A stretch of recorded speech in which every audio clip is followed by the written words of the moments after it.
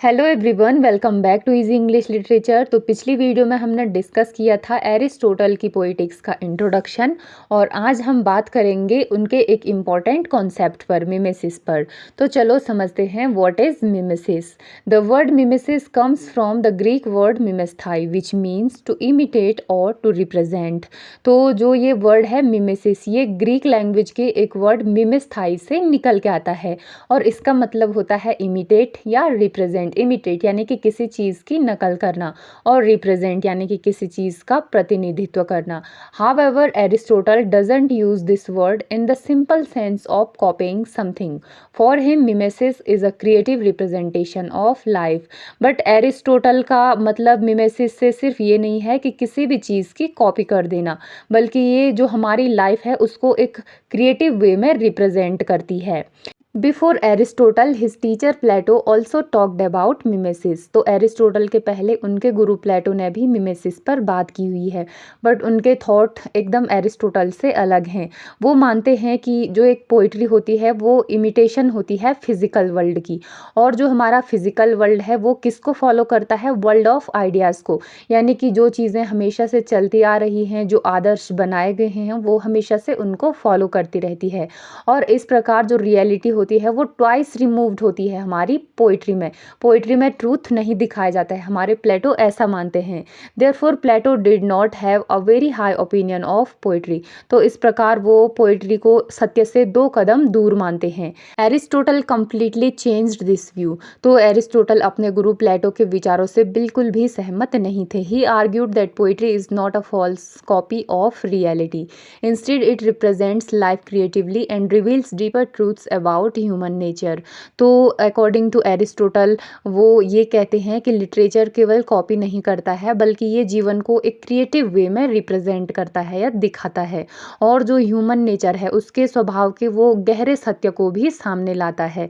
According to Aristotle literature doesn't copy every detail of reality. तो Aristotle के according literature वास्तविक जीवन की हर एक घटना को या छोटी बड़ी चीज़ को नकल नहीं करता है, बल्कि वो कुछ गिने चुने जो इवेंट्स हैं उनको सिलेक्ट करता है, फिर उनको ऑर्गेनाइज करता है एंड सिस्टमेटिकली एक आर्टिस्टिक वे में प्रेजेंट करता है, यानी कि दिखाता है।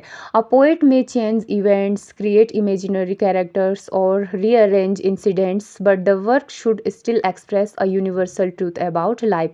इसलिए किसी भी पोइट्री, ड्रामा या स्टोरी में हो सकता है कि राइटर ने कोई फिक्शनल कैरेक्टर या फिक्शनल इवेंट रखे हों, बट उनका पर्पस होता है कि वो हमें लाइफ के जो यूनिवर्सल ट्रूथ हैं उनको दिखा सके। Aristotle believe that human beings naturally learn through imitation. तो एरिस्टोटल का मानना था कि ह्यूमन बीइंग्स जन्म से ही अनुकरण करके सीखता है, यानी कि नकल करके सीखता है।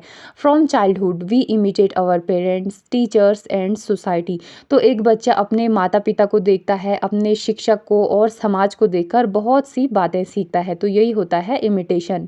In the same way literature imitates human actions, emotions, conflicts and experiences. तो उसी प्रकार लिटरेचर भी मनुष्य के कार्यों, भावनाओं, संघर्षों और अनुभवों का एक कलात्मक चित्रण करता है, यानी कि उसको दिखाता है एक आर्टिस्टिक वे में। This is why we enjoy stories, plays and poems because they reflect our own lives. तो यही कारण है कि हमें कहानियाँ, कविताएं और नाटक पसंद आते हैं, क्योंकि उनका सीधा सीधा संबंध हमारे वास्तविक जीवन से होता है। Aristotle also explains that a poet can represent people in 3 different ways. तो एरिस्टोटल के अकॉर्डिंग एक जो पोएट होता है या राइटर होता है वो एक मनुष्य को 3 अलग अलग तरीकों से रिप्रेजेंट कर सकता है या दिखा सकता है। First, they may present people better than they are. तो जैसे पहला तो ये है कि किसी श्रेष्ठ इंसान को सर्वश्रेष्ठ दिखाया जाए, जैसा वो है भी नहीं उतना अच्छा दिखाया जाए। As you often seen heroic characters, जैसे हम प्लेज में देखते हैं हीरोज़ को।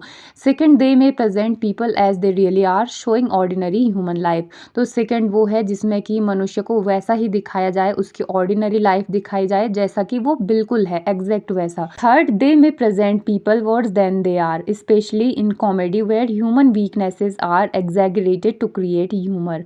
तो तीसरा वो है जिसमें एक इंसान को उसकी रियलिटी से भी ज़्यादा कमज़ोर दिखाना या हास्यास्पद दिखाना, जैसे कि कॉमेडी में दिखाया जाता है ह्यूमर क्रिएट करने के लिए।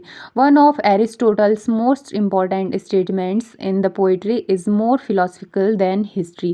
तो एरिस्टोटल का एक फेमस स्टेटमेंट ये भी है कि पोइट्री हिस्ट्री से ज़्यादा फिलोसफिकल होती है। History tells us what actually happened but poetry tells us what could happen according to human nature and probability.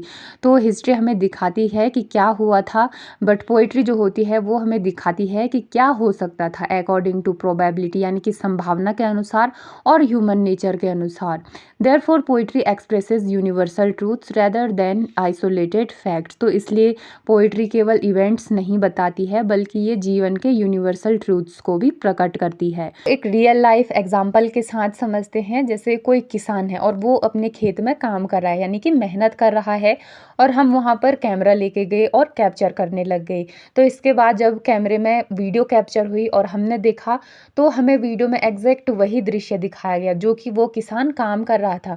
काम करने का दृश्य हमें एग्जैक्ट दिखाया गया, बट ये जो है एक इमिटेशन है। तो राइटर जब उस किसान की इन फीलिंग्स को एक आर्टिस्टिक वे में लिखेगा और लोगों तक पहुंचाएगा, तो यही है मिमेसिस। यानी कि उसने सीधे सीधे नकल नहीं की, बल्कि उसने उस किसान की जो फीलिंग्स हैं, उसकी जो भावनाएं हैं, उसको एक आर्टिस्टिक वे में दिखाया और लोगों को एक यूनिवर्सल ट्रूथ का रियलाइज़ करवाया कि किस प्रकार वो किसान मेहनत करता है, उसके सपने, उसकी आशाएं, इन सारी चीज़ों को उसने बहुत अच्छे से दिखाया। तो यही है मिमेसिस। तो अंत में हम ये कह सकते हैं कि मिमेसिस का अर्थ केवल नकल करना नहीं है, बल्कि ये जीवन की जो घटनाएं हैं उनको एक क्रिएटिव वे में, एक आर्टिस्टिक वे में दिखाता है। और एरिस्टोटल के अकॉर्डिंग लिटरेचर केवल हमें एंटरटेनमेंट नहीं देता है, बल्कि ये जीवन को समझने, सोचने और खुद को पहचानने का एक अवसर भी देता है। तो यही कारण है कि मिमेसिस लिटरेरी क्रिटिसिज्म की सबसे इम्पोर्टेंट कॉन्सेप्ट्स में से एक मानी जाती है। आई होप आपको ये बहुत अच्छे से समझ में आ गया होगा। आज की वीडियो को बस इतना ही रखते हैं और नेक्स्ट वीडियो में डिस्कस करेंगे एक और मोस्ट इम्पॉर्टेंट कॉन्सेप्ट कैथारसिस को।